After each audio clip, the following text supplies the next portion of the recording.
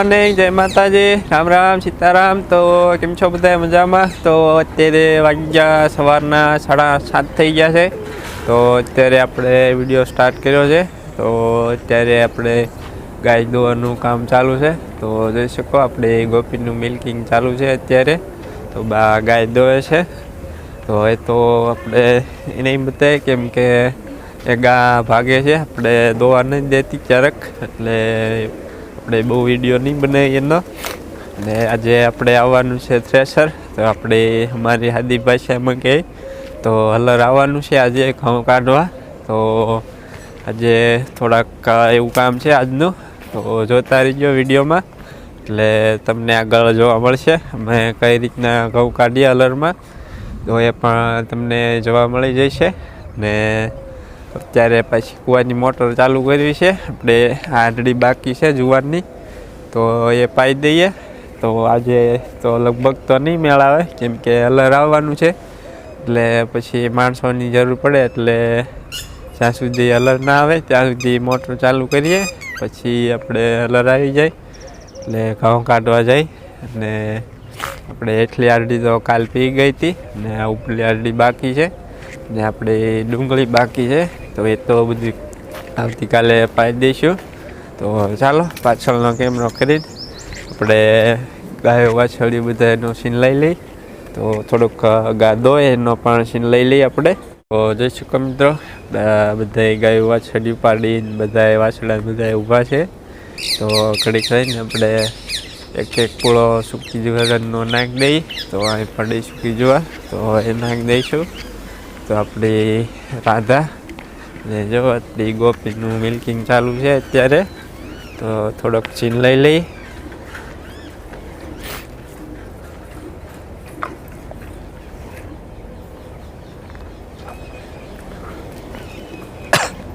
તો અત્યારે બા ગા દોવે છે અહીંયા, ને જો બધા ગલુડા સૂતા છે। Tiger tiger tiger.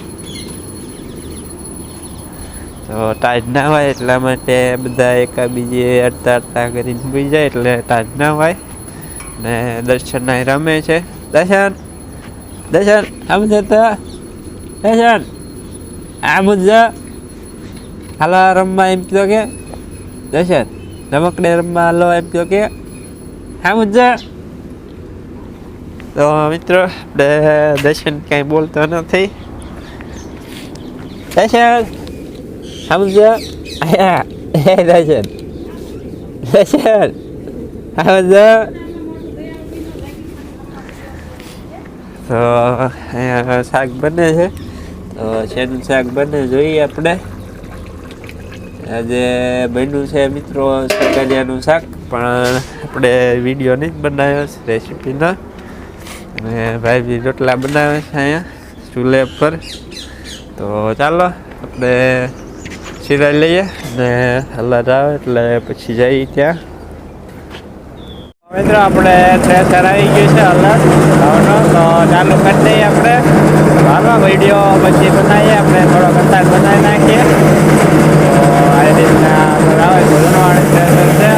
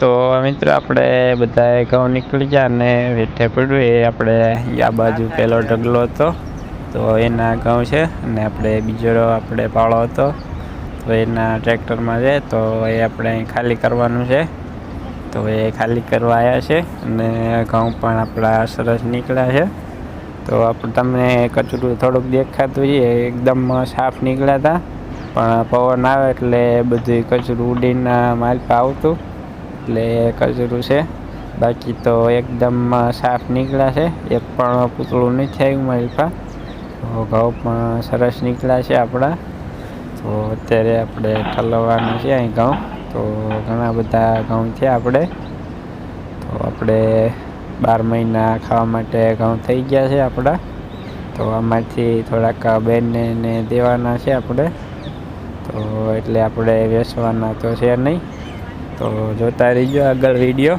ને આપણે ઠેલી નાખીએ અહીં ટોલો એટલે ઘઉંનું કામ પૂરું થઈ ગયું આપણે અહીંયા ને હવે આપણે ચણાનું ઘઉંનું આપણે ચણાનું ને ઝાડનું અને આપણી ડુંગળી બાકી છે તો એ કામ હવે ઉપાડવાનું છે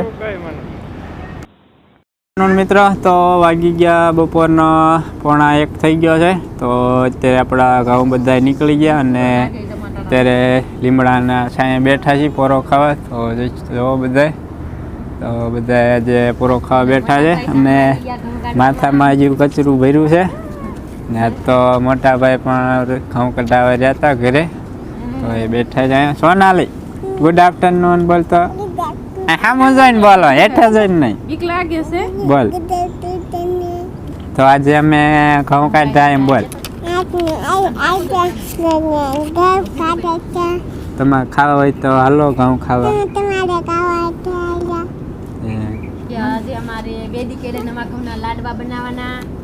લાડવા બનાવવાના છો ને લાડવા બનાવવાના નવા ઘઉંના લાડવા બનાવવાના મને અલગની બીક લાગતી છે તને બીક લાગતી હતી હે શેની બીક લાગતી હે તો મિત્રો આપણે ઘઉં તો બધા નીકળી ગયા અને ઘઉં પણ સારા નીકળ્યા છે આપણે સારા થયા છે તો એ તો આપણે નાહી ધોઈને ફ્રેશ થઈ જાય પછી તમને ઘઉં બતાવું તો એકદમ ચોખ્ખા ઘઉં નીકળ્યા છે આજ તો ચાલો નાહી ધોઈ ફ્રેશ થઈ જાય અને પછી ઘઉં બતાવું તમને તો વાગી ગયા હાલના અત્યારે 7 વાગવા આવી ગયા છે તો બપોર પછી આપણે વિડીયો નહોતો બનાવ્યો તો આટલો આપણે સુરત દાદા પણ આથમી ગયા છે હવે તો થોડોક વિડીયો બનાવી લઈએ આપણે બપોર પછી વિડીયો નહોતો બનાવ્યો તો ચાલો તમને ઘઉં બતાવી દઉં ને ઘઉં પણ સરસ નીકળ્યા છે આપણા તો એકદમ ક્લીન અને સાફ નીકળ્યા છે ઘઉં આપણા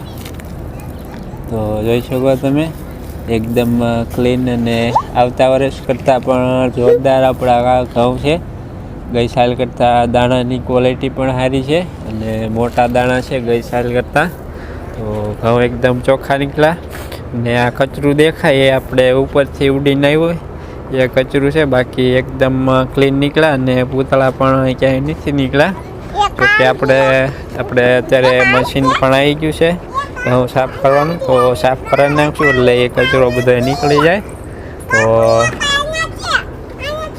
તો છે ને તો અહીંયા સોનાને આપણે તગારું પડ્યું એ છેલ્લે નીકળ્યા હોય આપણે કાંકરાવાળું નીચે નાખ્યું હોય એ છે તો આવા છે આપણા ઘઉં ને ઘઉં પણ આપણે 110થી 10 આસપાસ 110 મણ જેવા ઘઉં હોય છે આપણા તો તમે કમેન્ટ કરીને જજો આવડો ઢગલો છે તો આપણે એક ટ્રોલું આખું ભરાઈ ગયું હતું તો એટલા ઘઉં છે તો તમે કમેન્ટ કરજો કે કેટલા નીકળે એમ અંદાજ મારજો તો મને પણ ખબર પડે તો મારા અંદાજે 110 મણ ઉપર હશે ઘઉં 100 મણ તો 12 રૂપિયા હશે જ તે ને આ બાજુ વંશિકા સોનાલી વંશિકા નવ્યા અત્યારે પૈસા બતાવી નવ્યા કેટલા રૂપિયા છે 50 રૂપિયા તો ચાલો વિડીયો પણ હવે પૂરો કરી દઈએ અહીંયા ચાલો મિત્રો આપણે આજનો વિડીયો અહીંયા જ પૂરો કરીએ તો આજનો વિડીયો કેવો લાગ્યો એક કમેન્ટ કરી દીજો સારો લાગે તો લાઈક કરી દીજો શેર કરી દીજો અને ચેનલ પર પહેલી વાર આવ્યો આપણી તો ચેનલને સબસ્ક્રાઈબ પણ કરી દીજો જે નીચે આપણે લાલ કલરનું બટન આવે સબસ્ક્રાઈબ લખેલું લાલ કલરનું બટન આવે તો એને દબી દો એટલે કાળું થઈ જાય એટલે એ કાળું કરી નાખવાનું અને પડખે ઘંટડી આવે એ ઘંટડી દબાઈ દેવાની, એટલે એ કરવાનું નહીં ભૂલવાનું. તો ચાલો મળીએ આવતીકાલે નવા બ્લોગમાં. ત્યાં સુધી આવજો.